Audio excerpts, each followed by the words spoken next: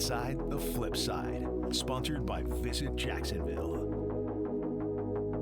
All right, it's time for Inside the Flip Side, and today we are talking about the amazing surf history we have on our first coast with Mitch Coffin. Mitch, thank you so very much for being here today, man. I really do appreciate it. Thanks for having me.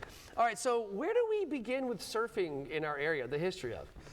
So surfing started here around 1961, and rumor has it that there were some guys in the Navy from San Diego that brought their boards here, and they left them here, and they turned some locals on to surfing, and that's how it took off in around 60, 61. That's very interesting. Yeah. So how has it evolved over the years? How has it grown in popularity? You know what I mean? Like, how has it affected our local community? Yeah, so in the early days in the 60s, it was frowned upon by the general public and especially the local authorities. You know, they thought it's just a bunch of crazy kids out surfing, ne'er-do-wells.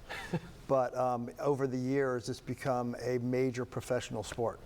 Absolutely. Yeah. I mean, it's huge. It's a worldwide sport. Yeah. So, okay, so talk to me about, like, where are the good places to surf here in Northeast Florida? Like, Well, the pier is the most consistent spot. Okay. So when the waves are small, there's usually always waves at the pier. When it gets really good, like on a northeastern or a hurricane swell, the Navy base, the poles, the Hannah Part, that holds the swell. Okay. That holds big surf. And so that's really popular. And then there's other spots around, you know, on the north side. That are pretty good? Yeah. So, all right, so let's expand upon that history a little bit, right? So we start in the 60s, and it grows into like a worldwide sport. Where do you come in? Where do I come in? Like in the history of surfing in our area. So I grew up in the 60s surfing the Ponte Vedra Club, and it was cool. great surfing community.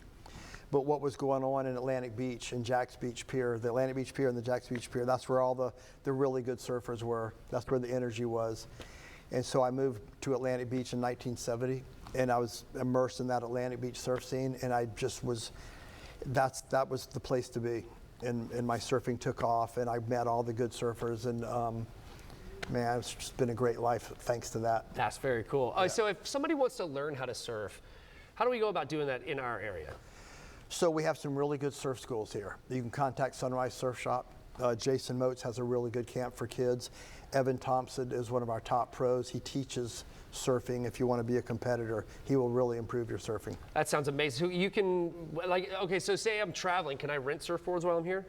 Is there a place to do that? In any surf shop, Aqua East or Sunrise, you can rent boards. Okay, great. Yeah. Very cool. All right, and you know, I don't know much about surfing, right? Like I was saying off camera, I've only surfed like 4 times ever, right? And each time that I've surfed was on a longboard, because when I surfed on that shorter board, it was way hard. So kind of talk to me about the difference between those boards and why maybe we want a smaller or a bigger surfboard when we're starting out. So if you want to learn how to surf, you have to start on a big board, because it's just the balance is a lot easier. A short board is going to sink under your feet. It's harder to catch the waves.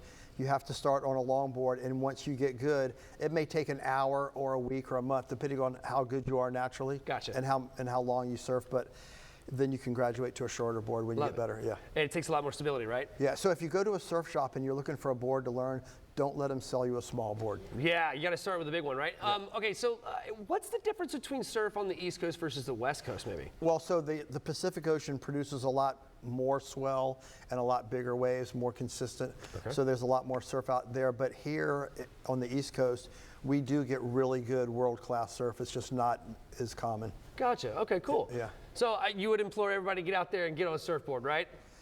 Just don't go to the pier. Right on, Mitch. Thank you so very much, man. I really do appreciate your time. We do have a great surf history here in Jacksonville, and you can be a part of it too. And guys, if you'd like to see all of our Inside the Flip Side segments, you can watch it on FCN Plus. Jordan?